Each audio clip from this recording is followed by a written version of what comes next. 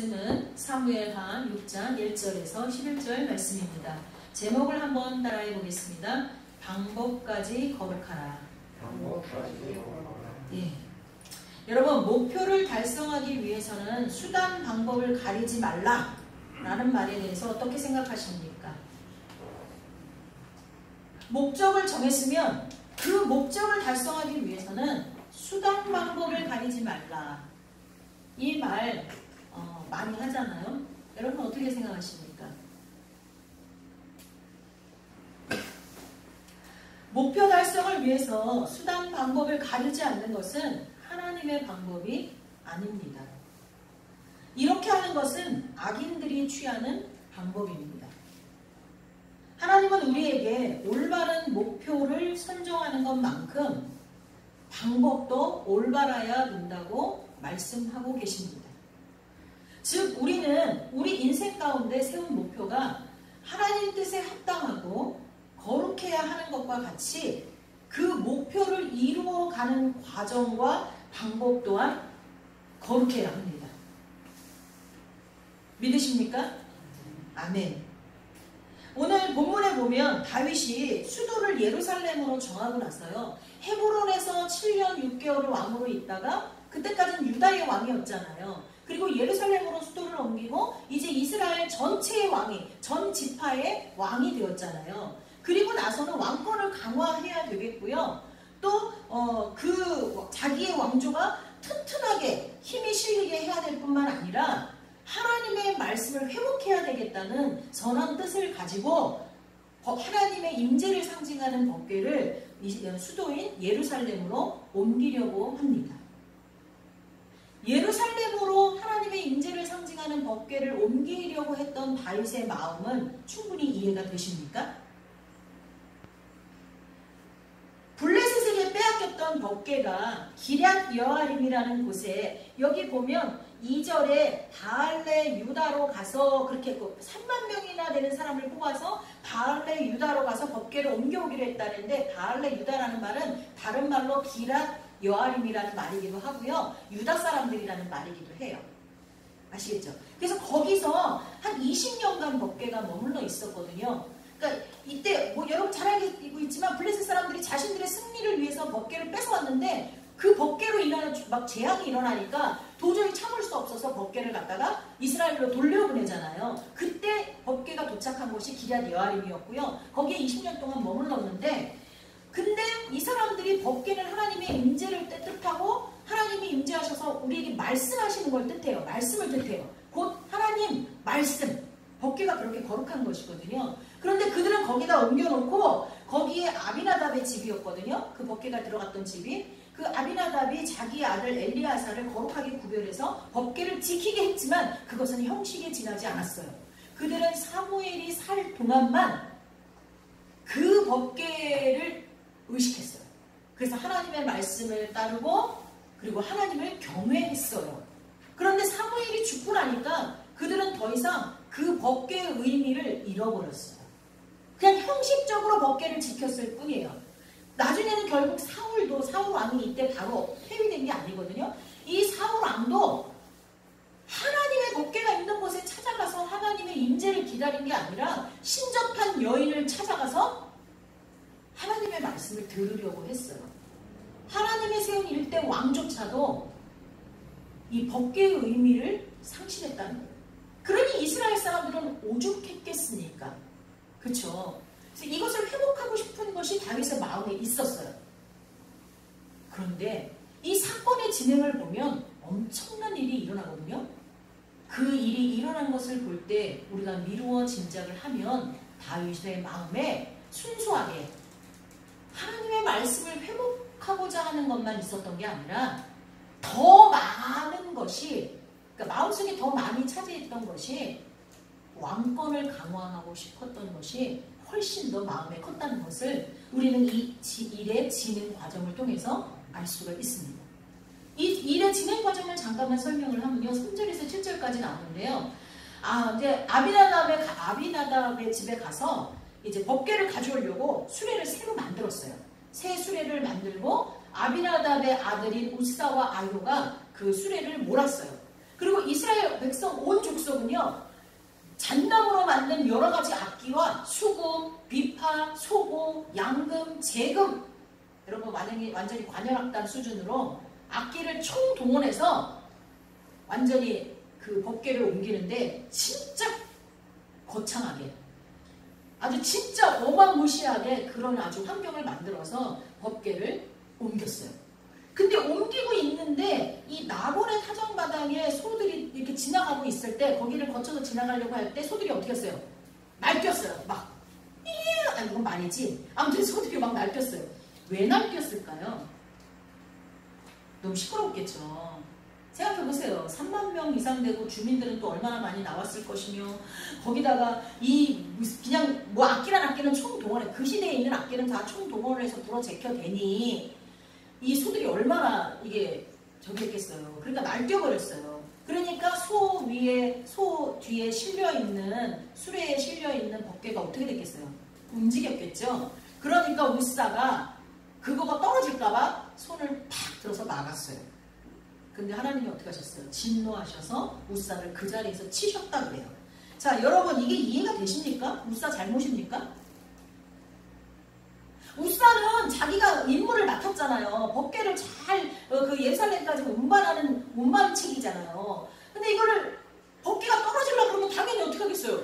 법궤를 나도 모르게 순식간에 잡겠죠. 근데 하나님이 진노하셔서 이 우사를 거기서 죽여버리셨다고 했어요. 자, 여러분, 하나님은 불의하신 분입니까? 공의로우신 분입니까? 공의로운 분이세요. 하나님은 정의로운 분이세요. 결코 잘못한 일이 없는 사람을 죽이지 않으세요. 근데 우리가 생각할 때 법궤 잡은 게 뭐가 잘못했어? 그렇잖아요. 근데 여러분, 민수기 4장 15절에 하나님 모세를 통하여 많은 율법을 주실 때요, 뭐라고 얘기하셨냐면 성물을 만지지 말라, 그들이 죽으리라, 이렇게 이미 말씀하셨어요. 그리고 그 계명들, 그 율법들을요, 모세를 통하여, 여호수아를 통하여, 그리고 그 후에 계속해서 이스라엘 백성이 알고 있었단 말이죠. 근데 왜 이런 실수를 저질렀을까요? 기럇 여아림에 20년 동안 법궤가 있는 동안, 사무엘이 있는 동안만 그들은 그 말씀을 알았고 지켰어요. 근데 사무엘이 죽고 나서는 어떻게 했어요? 왕부터 저 밑에 있는 사람들까지 다 하나님의 법궤를 하나님으로 인정하지 않은 거예요. 그러니까 하나님의 말씀에 순종하지 않았다는 거예요. 하나님 없이 살았다는 거예요. 그렇기 때문에 이들은 단지 법궤를 관리 대상으로 여겼어요. 우사는 그냥 나는 법궤를 잘 옮겨야 돼. 그 법궤가 자기의 관리 대상인 거예요. 그러니까 그냥 자기도 모르게 만진 거죠. 그거 쓰러지면 안 되니까. 근데 하나님은요, 우리가 지켜드려야 할 대상이 아니에요. 오히려 거룩하신 하나님께서 우리를 지키시고 보호하시고 인도하시고 우리를 채우시는 분이세요. 근데 우리는 자꾸 이걸 잊어버려요. 우리가 교회를 관리하고 지키는 것이 아니라 교회의 머리 대신 하나님이 우리를 지키는 것인데 자꾸 주객이 전도돼요. 그래서 장로들은 목사가 교회를 부흥 못 시킨다고 목사를 쫓아내려고 해요. 목사는 장로들이 장로답지 못하다고 정죄해요. 막 장로들이 제 역할을 못해서 교회 성도들이 이 모양이 됐다 그러고, 거꾸로 장로들과 성도들은 목사가 능력이 없어서 이렇게 교회가 이렇게 된다고 서로 막 손가락질을 해요. 그건 뭐냐? 교회를 목사가 지킨다고 생각하는 거예요. 교회를 장로가 지킨다고 생각하는 거예요. 천만의 말씀이에요. 하나님은 누가 지켜드려야 되는 분이 아니에요. 하나님이 우리를 지키시는 거예요. 부흥도 마찬가지예요. 부흥도 우리가 부흥케 하는 게 아니에요. 아멘이십니까? 만약에 우리가 부흥케 하는 거라면요, 우리는요 지금요 완전히 머리를 박아야 돼요. 있는 사람도 다 잃어버렸죠. 우리 요만큼밖에 없잖아요. 근데 우리는 감사하잖아요. 우리는 기뻐하잖아요. 우리는 예배하잖아요. 왜?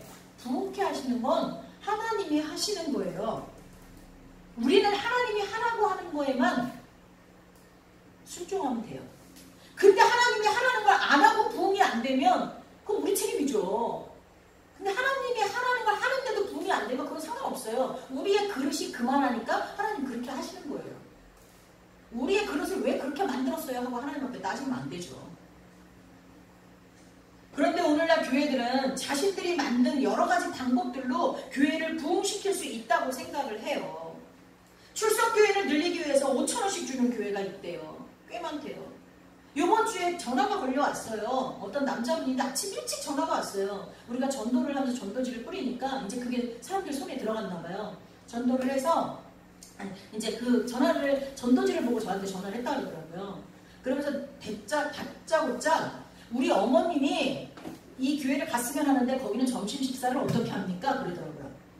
그래서 이제 노인이라서 점심 식사를 챙겨주나 안 챙겨주나 그걸 알려고 했나 보다 생각을 하고 우리는 점심을 계속 해서 먹었는데 코로나가 터지고 점심 식사를 중단했다가 요즘에는 밖에서 사 먹습니다. 이거 교인이 얼마나 되는데 그 돈을 어떻게 감당하려고 다 사 먹어요? 이러는 거예요. 그래서 아니 우리 지금은 인원이 너무 적어서 그게 감당이 된다고 어머님도 오시게 되면 저희가 식사 대접할게요. 그랬더니 아니 그게 아니라 노인 부부 파지를 주셔서 먹고 살고 있는 노인 두 분, 70대 노인 두 분을 그쪽으로 보낼 테니까 점심은 주지 마시고 5,000원씩 달래요. 처음엔 자기 부모라 그러더니 자기 부모가 아니야. 나중에 얘기하다 보니까 그들이 지금 자기가 2단에 빠져서 다니다가 그들을 전도했는데 그들도 그래 자기가 다니던 2단에다가 전도를 했대요. 근데 거기서 자기가 그걸 2단인 줄 알고 빼오려고 하는데 그 교회는 1,000명 정도가 모이는데 모든 사람에게 5,000원씩 준대요. 그래서 교회에 하나님을 안 믿는 사람도 5,000원 받으려고 거기 간대요. 출석교회를 늘리기 위해서 오는 사람에게 무조건 5,000원을 주는 교회가 있어요. 거기는 2단이지만 2단이 아닌 교회들도 문제가 있는 건 마찬가지예요. 뭐냐면 제가 알고 있는 목사님 교회인데 수련회나 교회 행사가 있으면 거기에 참석을 늘리기 위해서 그 교인의 가족들, 다른 교회에 다니는 가족들을 참석시킨다고 합니다. 근데 만약에 그 의도가 우리가 이런 잔치를 벌였으니까 그들도 초대해서 이 잔치를 통하여 은혜를 받게 해주세요. 그게 아니라 인원수가 모자랍니다. 그들을 통해서 인원수를 채우고 우리 수련회에 우리 집회에 몇 명이 참석했네 하면서 자기 만족을 하고 그것을 자랑한다는 거예요. 우리 교회는 뭐 문제가 없었는 줄 아세요? 저희 교회도 의도는 너무 선했어요. 전도를 아이들에게 시키기 위해서 그리고 성경 구절을 암송해서 그 말씀이 아이들을 주장해 갈 수 있게 하기 위해서 또 성경 통독 어떻게 일독도 안 하고 그리스도인이라고 할 수 있느냐 성경 일독이라도 시켜야지 라는 그런 좋은 마음으로 저희 교회도 요절을 외우면 5,000원 전도회 오면 5,000원 10,000원 저희 교회는 또 배포가 더 컸죠. 막 이렇게 줬었습니다. 누군가는 그게 뭐 나빠 그럴 수 있습니다. 근데 저는 오늘 이 본문을 읽으면서 내가 잘못했구나. 왜? 목적이 선했는지 모르지만 방법이 거룩하지 않았다는 거예요. 여러분 보험회사나 어떤 기업에 가면요 실적표가 쫙 붙어있어요. 쫙 붙어있어요. 저희도 저기에 성경 읽기표라든가 출석표가 붙어있었죠. 없애버렸어요. 무슨 영업사원들 그거 하는 것 같은 생각이 드는 거예요. 출석표 내가 다 체크하잖아요. 근데 굳이 저기다가 원래는 성도들이 좀 도전을 받으라고 선한 의미로 했어요. 그러나 방법이 거룩하지 못하니까 성도들도 도전받지 않아요. 좋은 효과가 나지 않더라고요. 이미 돈이 우상이 된 세상에서 우리도 그것을 인정한 꼴이 되는 거예요. 우리는 돈이 목적이 아니었을 수는 있어요. 우리 교회들은. 그러나 그 돈을 우리는 막 수단으로 사용을 해요. 왜? 사람들 앞에 이미 돈이 우상이니까. 근데 우리는 그거를 인정해주고 부추겼다는 거죠. 그래서 오늘날에는 돈을 줘야 교회에 오고 성경 공부하자 그러면 돈을 줘야지 성경 공부하고. 여러분 강의를 하나 들으려면요 내가 수강료를 내고 강의를 들어야 돼요. 근데 하나님 말씀을 듣는데 정말 우리의 생명값인 어느 것하고도 비교할 수 없는 그 말씀을 듣는데 우리는 돈을 받으면서 들으려고 한다는 거죠. 다윗은 온갖 악기들을 동원해서 새 수레를 준비해서 법궤를 실어 옮기려고 했지만 그것은 하나님 방법이 아니었어요. 화려하고 거창했지만 그건 하나님 방법이 아니었다는 거예요. 하나님은 민수기 4장 15절에서 분명히 말씀하셨어요. 성소와 성소의 모든 기구를 옮길 때는 덮어야 된다. 천으로 덮어야 되는데 그것조차도 아무나 하는 게 아니라 아론과 그의 자손이 해야 된다고 말씀하시고 성물을 다 덮은 다음에 고앗 자손들이 와서 법궤를 어깨에 메고 가야 된다고 했어요. 못 만져요. 고앗 자손도. 법궤를 못 만져요. 어깨에 메야 돼요. 그 어깨에 매는 것도요. 법궤를 이렇게 만져서 매는 게 아니라 법궤에 꿰는 고리가 있어요. 거기에 이렇게 이걸 껴갖고서는 그걸 매는 거예요. 그런데 과거 자신들의 승리를 위해서 이스라엘 하나님의 임재를 상징하는 법궤를 빼앗았던 블레셋인들이 하나님께 그 법궤를 통하여 재앙을 받자 스스로 법궤를 돌려보낼 때 쓰던 방식, 걔네들은 어떻게 했어요? 수레에다 법궤를 실어가지고 자기들이 섬기는 그 신들의 모양을 금으로 조각해서 거기다 실어서 보냈잖아요. 그 방식을 우리가 쓰고 있다는 거예요. 그러니까 하나님은 어떻게 하셨어요? 그냥 우사를 쳐버리셨어요. 그 자리에서 죽여버렸어요. 우리가 보면 이해가 안 될지 모르지만 이 말씀을 듣고 나니까 이해가 되시죠? 이것은 오늘날 화려한 연주, 성가대 찬양, 수많은 예배 참석자들과 전문가들, 찬양대도 큰 교회는 성악가들이 서야 돼요. 음악을 한 사람들이 서야 돼요. 반주, 지휘 다 전문가들이 서야 되고 돈을 다 지급해요. 그 찬양이 웅장하고 너무 멋있을 수는 있어요. 근데 하나님은 과연 기뻐하실까? 정말 찬양하고 싶어도 그런 큰 교회는 들어갈 수가 없어요. 전문가들이 꽉 차 있어서. 더 효율적인 기술과 시스템에만 취해서 정작 하나님 말씀에 불순종하는 경우가 너무 많습니다. 물론 모든 교회의 예배가 그렇다는 건 아니에요. 우리처럼 이렇게 예배의 그 환경이 초라하다고 잘 드려지는 예배고 정말 다 갖춰져 있다고 그게 하나님 안 받으시는 예배 이렇게 정의할 수는 없어요. 그러나 조심해야 돼요. 믿음의 사람이었던 다윗도 실수를 범했어요. 자기가 정성만 다하면 화려하고 거창한 것을 하나님 좋아할 거라고 생각했죠. 우리도 목적에만 집중하고 방법에는 인간적인 방법, 거룩하지 못한 방법으로 진행하면 우사의 죽음처럼 우리 앞에도 그런 죽음이 놓여 있을 수 있다는 것입니다. 꼭 육체적 죽음만이 아니라 영적인 죽음이 우리 앞에 올 수 있다는 거예요. 다윗은 우사가 죽었을 때 어떻게 했어요? 분하여 했다 그랬어요. 그것은 표준 세번역이나 공동번역을 보면 화를 냈대요. 다윗이 왜 화를 냈겠어요? 그 뒤에 구절에 뭐라 그러냐면요. 표준 세번역으로 얘기해 줄게요. 이래서야 내가 어떻게 주의 궤를 내가 있는 곳으로 옮길 수 있겠는가? 이렇게 말하고 거기를 베레스 우사라고 했다 그랬어요. 뭐예요? 하나님 이런 식으로 하시면 내가 어떻게 옮겨요? 하나님 위해서 하려고 했는데 이 말이죠. 근데 그건 거짓말이었어요. 하나님 위해서 하겠다는 그 마음도 그 안에 조금은 있었지만 70~80%가 넘는 마음속에 자기 왕권을 강화하고자 하는 인간적 생각이 더 많았다는 거죠. 근데 왕권을 강화해 주는 건 하나님이 하시는 거지 본인이 하는 게 아니었거든요. 다윗을 세운 이도 하나님이시고 사울을 버리신 이도 하나님이시거든요. 여러분, 그러나 다윗이 곧 뒷절에 나오는데요. 그 오베데돔, 그 자기가 가져오지 못하고 거기다 그냥 벽계를 머물러 뒀는데 거기가 움직이다가 멈춘 곳이 오베데돔이거든요. 거기에 석 달간 멈춰 있는데 오베데돔 지역 오베데돔 사람들이 막 복을 받는 거예요. 그것을 보고 다윗이 어떻게 했어요? 다시 벽계를 가져오려고 했어요. 근데 다시 벽계를 가져오는 12절에서 15절을 보면 다윗이 그냥 다시 가져오려고 한 것이 아니라 철저한 회개가 있었다는 것을 알 수가 있어요. 왜냐하면 방법이 바뀌었어요. 이제 수레에 실지 않았어요. 고압 자손들을 뽑아서 그 법궤를 하나님의 말씀대로 어깨에 맸어요. 그리고 그뿐만이 아니라 그 어깨에 맨 법궤가 6걸음 움직일 때마다 어떻게 했다고 돼 있어요? 멈추어서 제사를 지냈대요. 이제 너무 간절한 거예요. 그리고 자기가 철저하게 회개했던 게 그 예배를 통해서 다 묻어나는 거예요. 그리고 어떻게 했어요? 여호와 앞에서 이 자기의 아내가 뭐라 그랬어요? 미갈이 다윗을 우습게 볼 정도로 막 속바지가 막 내려오는데 그 정도로 막 춤을 췄어요. 너무나 감사하고 기뻐서. 이걸 보면서 다윗이 철저하게 회개하고 진짜 하나님의 말씀에 의거하여서 살고 있구나 하는 걸 알 수 있어요. 또 많은 악기는 다 사라졌어요. 왜? 본질이 아닌 건 다 없어졌다는 거예요. 그리고 나팔만이 남았어요. 나팔은 계시록에도 계속 나와요. 하나님이 사용하시는 악기예요. 나팔만 남고 나머지는 싹 없었어요. 대신 지난번에 없었던 기쁨과 즐거움이 가득했다라고 나와요. 여러분 오늘 사무엘하 6장, 7장 한번 싹 읽어보세요. 그 많은 악기는 사라졌지만 온 백성이 기뻐하고 즐거워했다라고 나오고 있어요.